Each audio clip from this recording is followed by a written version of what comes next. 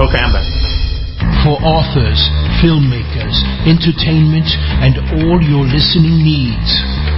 Listen now to Talk Now Radio, where no topic is taboo.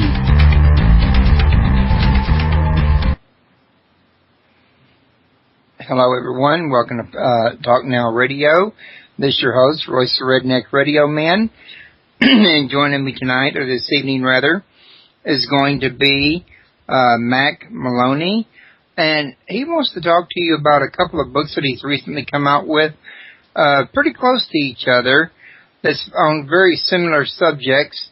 One of them is Beyond Area 51, and the other is Attack on Area 51.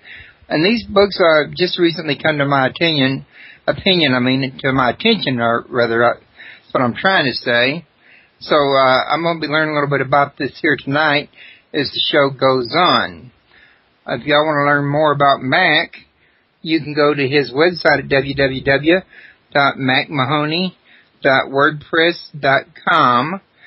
And I do believe he has his own show, but I don't have that show name in front of me, so I'll get it from him here in just a moment. But I do know he has his own show. Me and him were just talking about it a few minutes ago. Also, if y'all want to call in and ask questions, the number is 832-632-7904. And if y'all are listening at YouTube or iTunes or somewhere you'd like to visit us live, go to www.talknowradio.com. I would love to see y'all in the chat room. I get pretty lonely in my chat room during live show, folks. It's great to have you listening to the archives, but it's a lot of fun to chat, so please come join us. So, Mack, how are you doing tonight? I'm doing good, Royce. Thanks for having me on the show. I appreciate it. Well, I want to thank you for coming on the show. I think I mentioned to you, I caught your name and the title of your book when Nick was mentioning you on Facebook, and, well, it just caught my interest, and I just had to get a hold of you, in other words. Mm-hmm. Well, I'm glad you did. Now, I wanted to ask you before I forgot, what was the name of your radio show? It's called Mack Maloney's Military X-Files Show. We're on every, Wednesday night, 7:30 to 9 o'clock on kgraradio.com. Now, this sounds like it's a pretty unique type of show to me. Y'all talk, mostly about military topics or military conspiracy or... Mm-hmm. Yep, just about everything. We talk about a whole wide range of UFO topics, but we try to center on military aspects of the UFO phenomenon. We have pilots on, fighter pilots, pilots who fly for the government, airline pilots. We alter their voice and we give them kind of code names, and they tell us about UFO sightings that they've had. As you know, a lot of, all military pilots, are barred from talking about UFO sightings in public. And airline pilots don't make public any kind of UFO sightings because it really doesn't do well for them when they want to get a promotion. So we have these two groups of people. They're always highly trained, military pilots and airline pilots. They're the best observers of UFOs that we have because they do so much flying, they know the difference between, Venus or, some kind of a cloud formation and a true UFO. So when they see a true UFO, then it is a true UFO, but they can't tell anyone. So occasionally we get them on our show, and they're able to tell people that way. Okay, so in a sense, so you might say you've got an insight to some of the people in the military that can tell a little something about this. You just can't... You have to hide the names to protect the innocence, as the FBI used to say. Right. And we alter their voices, too, because, they're really kind of taking a chance talking to us on the air. So we alter their voices. We give them code names. We make sure that it would be very difficult for anyone to actually find out who they are. And,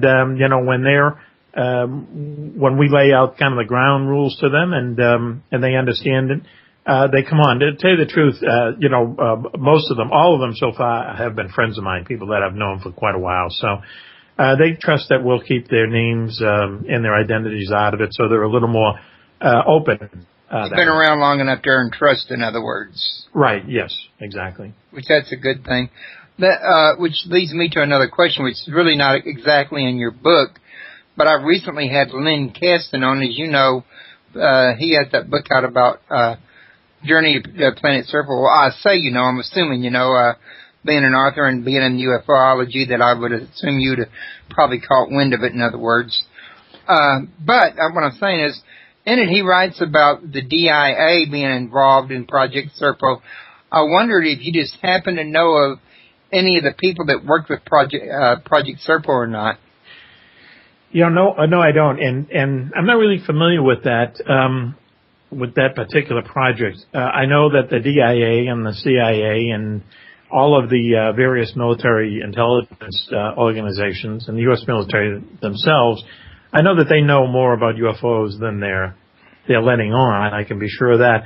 And but the funny thing is that it takes a long time to write one of these books, and usually I'm spending so much time writing, I don't have very much time to read anything else, if you know what I mean.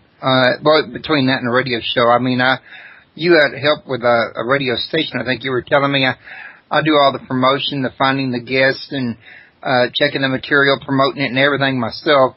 So, yeah, I can kind of see with just the radio show alone, much less the writing the book and the books I read, how busy you must actually be. You must be, very much close to as busy as I am, if not a little busier. Well, it's a lot of typing, I can tell you that. Yeah, I can imagine. Now, matter of fact, speaking of a lot of typing, before we go into these two books, you were telling me, and what I've noticed it from Amazon, you've written some 40-odd books. You want to give everybody kind of a quick briefing? Because, these are like before you started doing nonfiction work. You got this huge body out there that I'm sure you'd like the people to know about it, because even if it ain't nonfiction, fiction work, a lot of people love the entertainment. Mm-hmm. I'm sure they'd love to know a little something about it. Well, I started writing full-time more than 20 years ago. I was working for General Electric at the time, and I just had an opportunity to help someone write a book. And when we finished that book, I had an opportunity to kind of pitch my own books. And the first book I pitched to a publisher was this series called Wingman. This is back in the late 80s, and Wingman is a story about a fighter pilot who is kind of like the best fighter pilot who's ever lived. His airplane is an F-16. It's like his own personal hot rod, and he's just the best flyer, the best dogfighter, the best person who's ever got into an airplane. And the story was it went for 16 books. It sold about 1 million books between 1987 and 1999.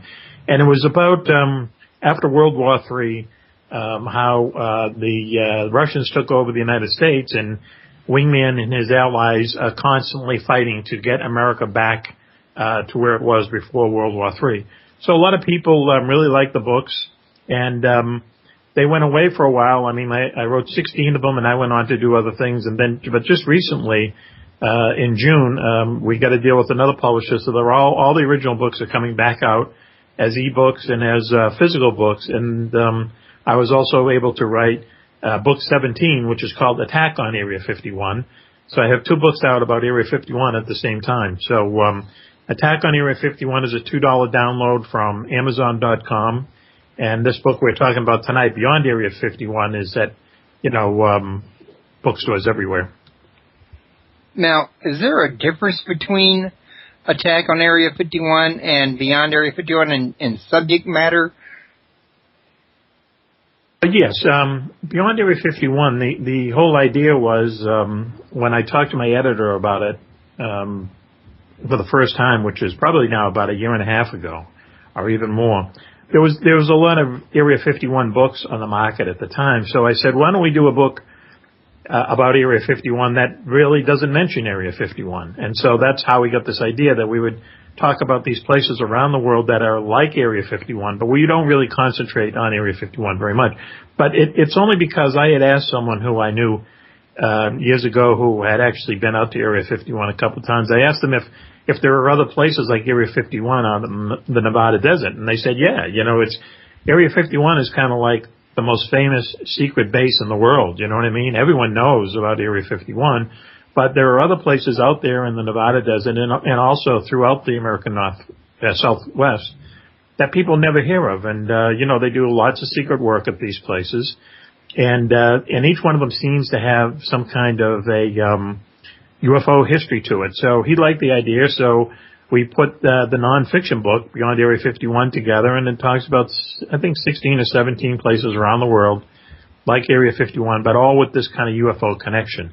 Attack on Area 51, I had this opportunity to continue the Wingman series, and the publisher said, well, you can, do a new book, but you can place it anywhere you want. You can write anything, write it or put the location anywhere you want. And I had all this Area 51 material in my office, so I thought, well, I'll just do it in Area 51. Why not? So it's about Hawk Hunter, who is the wingman. He's constantly kind of trying to find out the secret to why he has this great flying ability, and he finds out that the secret to it is actually buried underneath Area 51. So he and his friends fly out to Area 51, and they try to uncover the secret, and they find all these kind of bad guys in a huge underground chamber underneath Area 51, and they have this little wall beneath the desert floor. So that's what Attack on Area 51 is about, and a lot of people who are Wingman fans are happy that we came out with a new book, and a lot of people seem to like it. Okay. Now, you was mentioning about these places all around, other places around Nevada and other places as well. I've read about there was places like this in the Mojave Desert. Are you familiar with anywhere there? Well, I know that there's I think it's called the Duggan Proving Grounds, and there's a place called, of course, Edwards Air Force Base is where they test a lot of experimental airplanes. In fact, Area 51 is just an extension of Edwards Air Force Base, which is in California. But probably the most secret place that people may not have heard of that is in the Nevada Weapons Testing Ground, which is a huge part of Nevada, which is a no-fly zone, and of course civilians can't go into it. About 100 miles north of Area 51 is this place called Tonopah. It's a very small city. It's about halfway between Las Vegas and Reno. And there's an air base close by there that very few people know about. In fact, that's where the stealth fighter was tested and flown out of Tonopah Air Force Base for 10 years without anyone knowing it. The only people who knew about it were the people who were flying it, the top people in the U.S. Air Force, and the president. In fact, the president had to sign a decree every time the stealth fighter, they wanted the stealth fighter to fly over the border from Nevada to California. Very, very secret. Everyone who lived out there kept this secret for 10 years. And then when the stealth fighter moved on, Tonopah Air Force Base, it stayed open, and something else moved in there, something highly secret. We don't know what it is, but whatever it is, they're working on it as we speak out there. So Tonopah Air Force Base, or Tonopah Testing Ground is what they call it. It's a very, very secret place, and I have some friends in the U.S. intelligence business who helped me put this book together, and one of them told me, they said, people in the intelligence business, we talk about Area 51 all the time, but no one ever talks about Tonopah. Yeah, I knew a CIA operative that's been on my show once. He mentioned to me that you'd be surprised what people knew about UFOs. What about some of your friends on the inside? Do they indicate that there is, in fact, a government cover-up on UFOs of some kind? The only cover-up really is that they don't know any more about UFOs than we do. The U.S. military, they probably, they definitely have more evidence of UFOs. I know that they have distinct photographs and film and so on and so forth, and they've had this stuff in their possession for years, 50 or more years. But they don't know. No one knows what UFOs are. Certainly, no one in the U.S. military, the U.S. government know what they are. They're just as much a mystery to them as they are to us. So the cover-up really is, the Defense Department, the military is in charge of protecting this country from all kinds of threats. And they know, we know what some of the threats are. Let's say, in the past it was the Russians and, now probably the Chinese or whatever. And, those things they're kind of easy to understand, and you know what the threat level is. But when it comes to UFOs, you have no idea what they are and you have no idea what the threat level is. So that's what they're keeping from us, the fact that they don't know exactly what UFOs are, therefore they can't protect us from them. That'd be pretty scary, wouldn't it? People would live in like constant total wrecks, you would think, if they knew that, or at least a certain swath of the people would. Mm-hmm.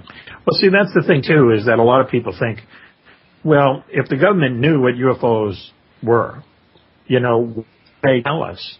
There's a lot of people who believe that it would be kind of like the end of civilization as we know it, because, first of all, it would put a lot of the Earth's religions in jeopardy, because a lot of them are just based on, events that have happened here on Earth. So for instance, what does the Christian religion mean if, there are people or beings living on other planets or in other parts of the universe? A lot of people, like Winston Churchill, for instance, he was shown a picture of a UFO during World War II. They called them Foo Fighters back then. He was shown a very clear, distinct picture of a UFO that was following a British bomber. And he said, I don't want this photograph to be made public for 50 years, because he believed that it would be the end of all religion, and he thought that religion was the foundation of civilization. He was convinced that if we didn't have any religion on this planet, then the civilization would go down the drain. And that photograph was later destroyed. So there's a thought throughout, in the UFO community, as you probably know, that, maybe if the government actually knew that there were beings in outer space, they wouldn't tell us. But I think that's a little bit different than knowing what UFOs are. UFOs may not be space travelers at all. They could very easily be time travelers. So the government does know there's something. They just can't technically identify it if it's interdimensional, time-based, extraterrestrial, or what, and they don't want anybody else to know. They can't identify it either. That's still, you would think, wouldn't you, that it would have to cause a certain amount of concern within the government to not be able to prepare for an attack? Well, we know that UFOs are, just from the kind of technology and the expertise that they show in the way that they fly, that they must be, if they are entities from somewhere else, then they are obviously much more highly technologically advanced than us. So how do you prepare for an attack from something like that? I don't think they would know where to start. I would imagine. I know I wouldn't know where to start. That's what would cause me to have a certain amount of concern. I mean, I wouldn't just bring the whole world to an end, but I would think it had to be somewhere in the back of my mind, wondering about it from time to time. Well, yeah. I mean, a good example is in kind of a depressing example is, what happened to the Native Americans, in our own country. I mean, they lived here for hundreds of years and, really had no knowledge of anyone living anywhere else. And then all of a sudden, Europeans show up on their shore, and that was basically the beginning of the end of the civilization as they knew it. The same thing could very well happen to us. Only from extraterrestrial sources, right, or interdimensional sources, or, one of the other places, in other words. And right. I'd venture a guess to say you're absolutely right. I don't see anything from stopping it. I mean, let's just say we were to pretend for a moment that we'd never been visited, there'd never been no sightings, and we had no reason to believe anything was amiss. We would still have no guarantee that next year, the year after, somebody on another planet not far away didn't master the technology, and next thing you know, they're at our front door and they're here to take over. So, even when you just think of it that way, what guarantee does anybody have? Well, there's no guarantee. That's the thing. There's no guarantee. Just like the American Indians had no guarantee that, that they could, let's say, survive, peacefully coexist with the Europeans, and as more and more people came here gradually from Europe, they just put an end to the Indian civilization. Okay, well, let's go back to beyond Area 51. I kind of let us drift away from that, and I do apologize, but that was kind of an interesting track for me. I was going to say, you're telling us that this book goes into some detail about some of the other areas. Now, I think before the show started, you were telling me that this lists government installations, secret installations, here and abroad as well. Mm-hmm. Right. Yeah, there are places, a lot of the places we deal with, it's both in the U.S. and around the world. And most of them are military bases. Some of them are just places where very strange things happen. For instance, Tonopah Air Force Base talked about as an example of a military. In the southwest corner of Colorado, there's a place called the St. Louis Valley, which happens to be surrounded by military bases. Military bases all around. But strange things happen. I mean, people go all the time. But they also see a lot of paranormal activity there. There's a lot of things that people call shadow. You'd be in your shadow on your wall. There's no one there casting. Strange animals. A lot of things. And a lot of things like flying humans. I mean, as strange as it is, people have reported seeing humans flying, and these are people like fire department people. There are no one going on, and it's funny. It's just going back to the American for a second. Hundreds of years ago, the St. Louis Valley, a holy place for two Indian nations, which is very rare. They would come there to have their vision, also to, and it's a very strange place that a lot of various things happen, and it just happens to be practically surrounded. So what it all means, no one really knows, but we report on all these things that happen there. We can let the reader figure it out for themselves. Okay, now, pardon my asking this, but are you by any chance moving your head quite a bit, sometimes close, sometimes not so close to your microphone? No, let me try this. Is that... I think you started to say something and you got cut off. Okay, how's that sound? We can try that. I think it's a little better. You were breaking up during most of that, so I didn't know if you was having difficulty or if you was moving your head, in other words. No, I will say this. Since I've done these two UFO and a lot of interviews like this, I've had a lot of interference on the phone while I'm doing interviews, as we're doing over Skype right now. And I'm someone who really believes in a lot of conspiracy theories, and there's a lot of really wacky having to UFOs.